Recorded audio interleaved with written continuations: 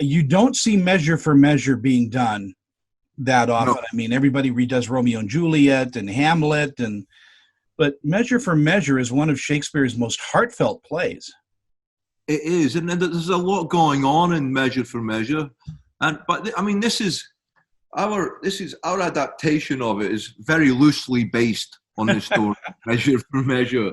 Um, you know, at the end of Shakespeare's story, they all get together and get married, and it's a bit of a comedy. Mm-hmm. Where ours, we went down the tragic line, and so we liked it as a play and something to loosely base. Very loosely based it on Measure for Measure, and the themes running. We kept some of the themes that run through Measure for Measure, but it's a very up-to-date, modern take on it. You know, Measure for Measure also holds some of those morals that we don't think when we know Shakespeare. You know, things like justice and honor and love and friendship and compassion, forgiveness. Absolutely, and they're all in there. They're all in a lot of Shakespeare's plays, but especially in Measure for Measure, and corruption, and greed. These things that people go over it, and but at the end of the day, all we wanted to do was tell a beautiful little love story about two people falling in love and fighting to be together. Yeah, and you did a great job. Hugo Weaving is one of my favorite human beings. I don't think the man can do anything wrong. He is amazing. He is absolutely amazing, Tony. He actually is a gorgeous human being, as well as being, I felt very blessed when Hugo. We actually wrote the part of Duke with him in mind, because he was a big admirer of my first film, and that's how I got to know him. I met him at a festival, and then so Damien and I wrote this with him in mind, and we were very fortunate. He decided to come and play with us, and you are. That's a huge boon to the film. Absolutely, and he's beautiful. He's amazing in it. He doesn't miss a beat.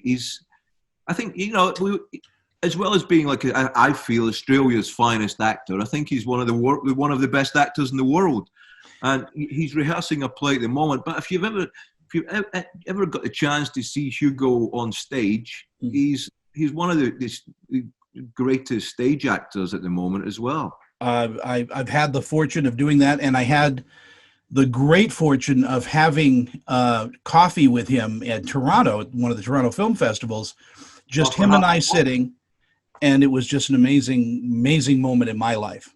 Oh, yeah. Isn't he such a lovely man? Isn't he just such a beauty? He's got such a heart and soul about him, he's really... There's a truth that he carries with him, I always like to say. Yeah, definitely. And it comes out in spades. He's an honest, down-to-earth human being that, there's no bullshit with Hugo. He's lovely. Well, back to you. I think you're very brave to do this movie. I really do think that updating it like you did was a beautiful choice.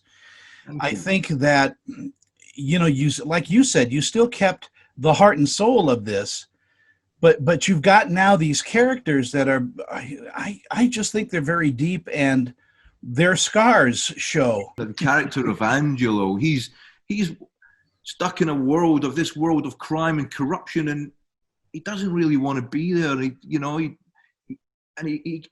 He spirals out of control. And and the other characters, there's so many. I also like to celebrate characters' flaws as well, because as human beings, that's what make us. Yeah. It's the flaws that make us the characters that we become. Well, I mean, you can't have a diamond shine without flaws. I mean, that's what gives the diamond its purpose and its glory, if I can use that word. Absolutely, I hear you. Tell me a little bit about the production, because shooting down in Australia, I hear it's great. It's like butter down there. What do you mean? I mean, it's a wonderful experience to shoot in Australia. You look. I've lived here for 12 years in Melbourne, and a lot of I love Melbourne. This film celebrates Melbourne as a city. I feel like the locations we use and everything, and we actually made the commission flats. So it's like that becomes Duke's kingdom in a way. That's where he grew up, and that's his dukedom. And they became another character within the film as well. And these are old social housing places where they sort of the lowest denominator of society live and stuff. And so we wanted to make that and celebrate them and celebrate Melbourne. And Damien and I were always about making films. In our last film, Porno, and in this one, we wanted to make urban stories, rather, because a lot of films that come out of Australia, which rightly so, they celebrate the outback and the beauty of Australia itself and the beaches, but we wanted to celebrate urban Australia by using the city as a landscape. And again, it's something that we in the States here are not used to seeing. We're used to seeing vistas and waterfalls and all that Australia has to offer, but we're not used to seeing your cities and inside the cities, those urban portions. And exactly. It looks so much like everywhere else. Exactly, and that's the beauty of Shakespeare and tales. They're universal. His stories are all universal, and it's a story of love, basically, and a story of crime and violence and corruption. But these are tales in police corruption and stuff, and these, they happen the world over. So you could be anywhere. You could be any major city in America or the UK or France or Italy or whatever. It's all about story, and you as the director, you're the conductor of this orchestra. You have to get all your actors, all your instruments, working in some kind of unison, and you did such a beautiful, beautiful job. I love the character of Duke, getting back to Hugo Weaving, because he's got so much regret about what he's done in his life, how he got to where he is. Yeah. And we read that in his eyes so beautifully. It's a masterful performance. It is. He's stunning in it. He's stunning in it. And there is that looking back, because he's also dealing with certain other factors of the character as well that the audience are unaware of until later on in the piece. But he shows such warmth and empathy for the other characters like Jawara and stuff, and also maybe a bit of regret of the life that he led leading up to this moment in time. Yeah, it's like the play. It's almost like seeing the person he could have become. Yeah. Without the choices he made, if he took another road, and he and you could see that he regrets that too. This is one of those movies that I think people should see more than once, because you get so much out of it. Just like any great book, you need to reread it.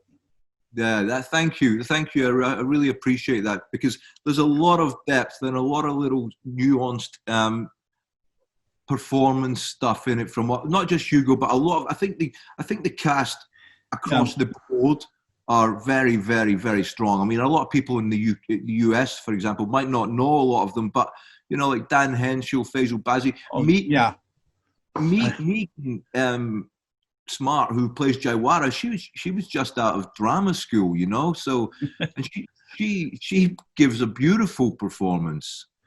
But going back to that, the original concept of Shakespeare, you don't have a cast, you have a troupe. Well, it's an ensemble. It's an ensemble. It's like these, and they're all beautiful actors and amazing people in it, and it felt like that. It felt like a family. It felt like a theatre family. I've got a background in theatre and stuff, and in a way, you're only as strong as your weakest link. And none. They all come together beautifully. They all played beautifully, and there was a sense of it was strange. It was strange, Tony, because there was a sense of Damien being there a lot on set, and we were all doing it for him. So there was a sense of this solidarity between us all, even more so, which was beautiful. And everyone was amazing and beautiful. fantastic to work with, and they really helped me along that journey. They really helped a lot. You were blessed with doing a film for the right reasons. You know, a lot of times it isn't for the right reasons. It's something that doesn't fit right. Some studio stooge is making you turn left where you want to turn right. You're not, and this movie I could tell was just a total labor of love, but it was also a labor of professionalism. Yeah, thank you. The studio stuff came into it at the end because yeah, always because I made my first cut of the film was about God. I'd shot so much, and my first assembly came in about 2 hours 50 minutes, and so I've taken an hour out of that, and that was difficult. That was very difficult.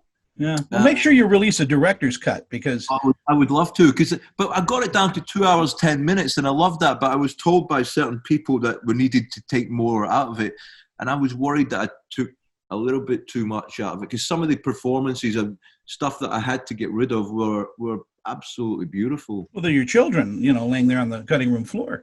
Absolutely, basically. And there were our words as well, and the actors.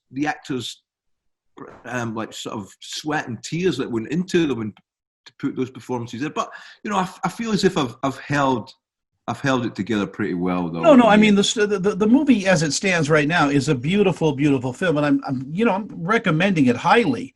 But having a director, I would have loved to see what you took out, because that's who I am. I love seeing what the director's first choice is, and now we live in that age where that can be easily done.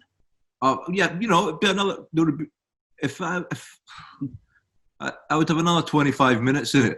Yeah, well, there you go. It's Nicholas Nickleby all of a sudden. We're going to be there for hours and days. It would be nice to take this cast, this group of people, and transplant them into your next movie, because you've got a winning team here. You know, just shuffle them around. Absolutely. Well, you know, I would work with Hugo on anything. Mal Kennard is in it. He was in my last film, and so was John Brumpton. He was in my last film. I think that was all. Yeah, and obviously Damien was going to be in this. He was going to be playing, you know. So that was the thing. So that I'm a big believer in keeping a troupe together and moving on and writing roles for actors. I'm sorry to interrupt. I have to throw a shout out to your director of cinematography, your ADs, your grips, because those are the guys, those are the heroes of this film too, because you can't do anything like this without having a solid team behind the camera.